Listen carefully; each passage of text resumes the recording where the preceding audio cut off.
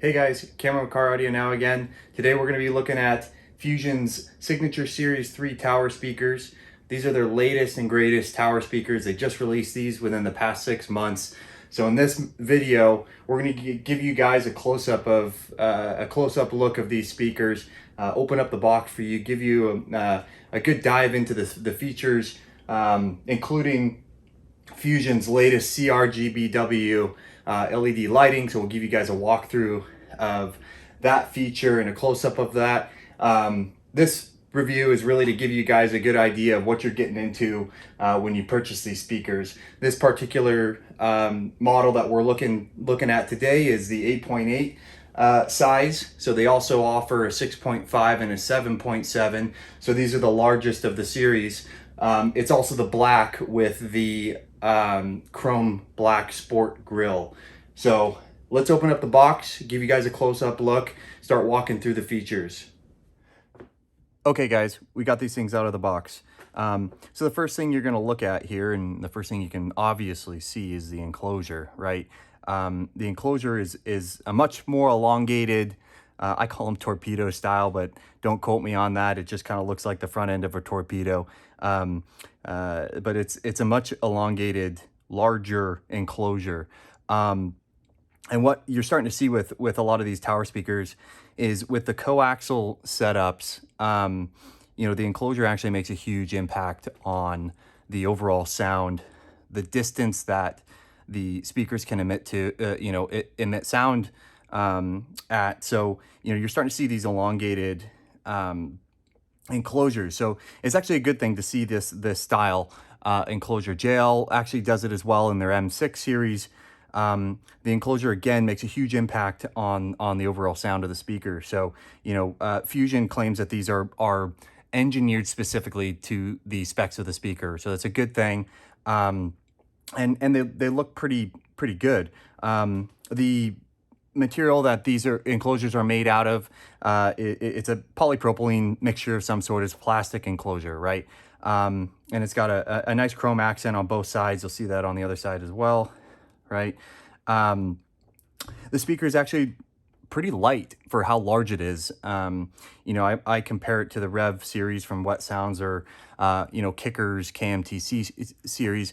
One of the things that to note is obviously the material makes a big difference, but there's really not too much metal on this. In the Kickers, they've got aluminum on them, so it's not necessarily a bad thing. They're actually pretty light. So I think I weighed these, and the exact numbers are in the specs or in the write-up that I did. The link will be in the description. I think they're around 10 pounds total per speaker, right?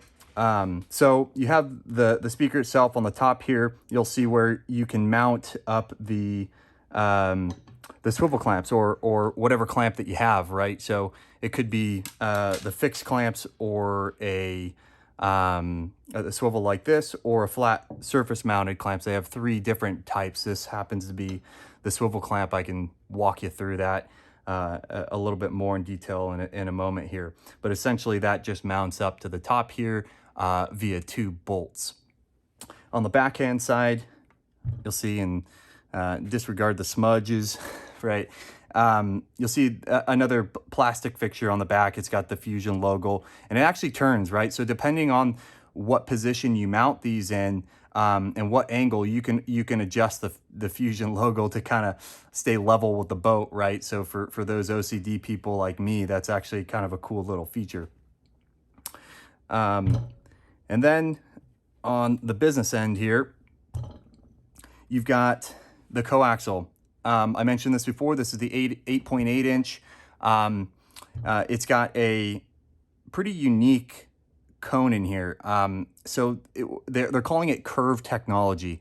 And basically what that means is they take, it's a polypropylene cone, but what they do is they take and melt the polypropylene. They put it into little tiny strands, and they weave it, and then they heat press the cone afterwards for strength after they weave it. The reason they do this is it provides a lot of strength that way, but it's also very light. So they were going with, you know, they're trying to one, maximize the efficiency of the speaker, make the cone as light as possible, make it as strong as possible. Obviously, those are the typical goals of most manufacturers. So there's a kind of a unique technology here. You know, you'll see woven cones in a lot of the higher end products. At first glance, I almost thought it was a carbon fiber woven, you know, but you'll see, you know, carbon fiber, Kevlar woven speakers. It's more expensive to manufacture, so it's a good thing to see that this woven technology. Obviously, I haven't heard these speakers yet, but you know, at the first glance, you know, you can tell that they spent a little bit more money on some of these audio features, if you will, and performance features. So front and center, obviously you've got the grill. This particular grill is the black chrome sports grill. You can see it's kind of more of like a gunmetal grain than a black, and you know, a lot of chrome, right? And at the very center is a 1-inch silk dome tweeter. Silk dome versus aluminum versus titanium. You know, it's just the material of the tweeter. The silk dome is a little bit less rigid than, you know, aluminum or titanium, and what that does is helps to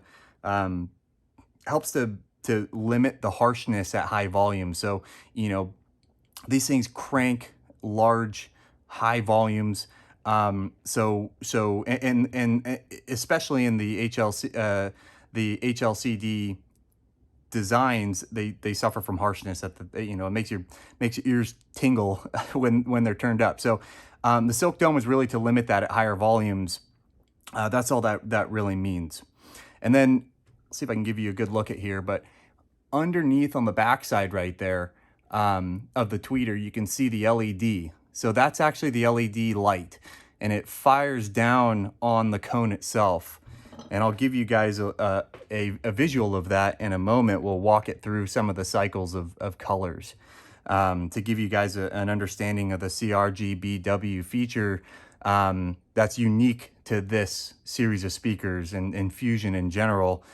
Pretty cool stuff. I'll walk you through that in a moment.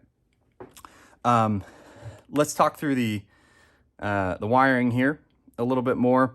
Obviously, with most RGB speakers, you've got a bundle. So there's 8 total wires, and it's pretty typical with the standard wiring of any RGB speaker. You've got 2 for the positive and negative speaker. One thing to note, this looks like it's 16 gauge, which is obviously adequate for the amount of power. I think these have between 230 and 260.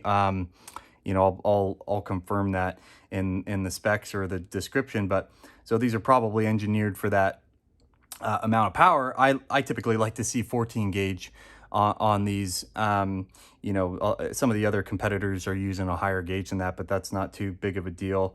And then you've got these 6 wires for the RGB, which will hook directly. You know, you'll wire these into the larger wiring of your boat, and then you'll wire all of these to the CRGBW LED module, which you know, comes separately as well. Okay, so I've got the speaker hooked up to a little transformer just to give it 12-volt power. Got my handy dandy remote here. Let's give you guys a little bit of a demo of the LED features on the Fusion Signature 3 series. This is the CRGBW feature that they just recently introduced. It's pretty unique, and I'll show you why. So let's turn it on. Click on the on button, right? Immediately goes to either the last color or the default color, right? In this case, right now it's blue. So the first thing to note is you can change the default color or whatever color the speakers, and it could be more than one, it could be all of the speakers, right? You hook it into the little module on the screen here that I'm showing, and you hook all the speakers in together, and so they're obviously in sync. But you can change the colors based on whatever you select in the little remote here. So if I want yellow, let's switch over, you know, to a yellow shade. And in this case, I kind of dragged it. This is a little bit green. There you go. So, or if I want, a red, let's go to red, right? There we go. And there's a little bit of lighting in this garage right now, so it might affect the actual shade of the color a little bit, but you'll get the concept here. So on the remote itself, on the left-hand side, I'm looking at it here, right? You've got WW, right? M and CW. WW is warm white. CW is the cool white, right? And then this center area here is basically for the mode, and for I'm assuming mode, and you can change the mode of it, whether it flashes, whether it is constant, how fast it flashes, if it fades between colors, if it doesn't fade between colors. So all those types of features here. But what I want to walk through here is the white, the cool and the warm white features, and why it basically can give you a much wider range of colors. So let's use red as an example here, and let's start adding in some of the warm whites and the cool whites, because you can do it separately. So if you introduce warm white, here's what it'll look like. There we go. So you can see the shade of red kind of changed. It added a warm white to the red in the actual LED, and you can change the intensity of that warm white, where I'm removing it right now. You can see it's getting darker, or add a little bit more, and it kind of gives you a light red shade, right? Or you can just turn it back off, right? Turn it on and off. So now warm white is off. Let's turn on cool white. And let's turn it all the way up. Turn it on here. There we go. So now there's the cool white. And this feels, it actually feels more of like a white, but in any case, this is the cool white. So right now it's turned all the way on. Gives you a little bit of a different shade of red and white, right? Let's turn it all the way down for you. Let's turn it, you can again adjust the intensity of the amount of white that you're putting into that color. You can do both at the same time. Right now, white, the cool white is on. Let's turn on the white, the warm white. There you can see. And I'll switch it off. Switch it on, right? And now the cool white and the warm white are on along with the red. So you can adjust the intensity now of warm white, cool white, in order to get whatever shade of red and white that you want. And you can do that to any color that you want on the spectrum here. So it's a pretty powerful way to combine the whites with the traditional RGB, just to create more colors and custom, to basically give you a custom color. Let's turn them both off and get back to the red. So there you go. And now the modes, right? Let's turn on a mode, right? So you've got this flashing mode, which cycles through the colors. You can again make it faster, make it slower, right? And these, you can see it's kind of fading color to color. Or, you can kind of change the mode itself, right? Just switch between modes. This particular one is fading between cool white and warm white.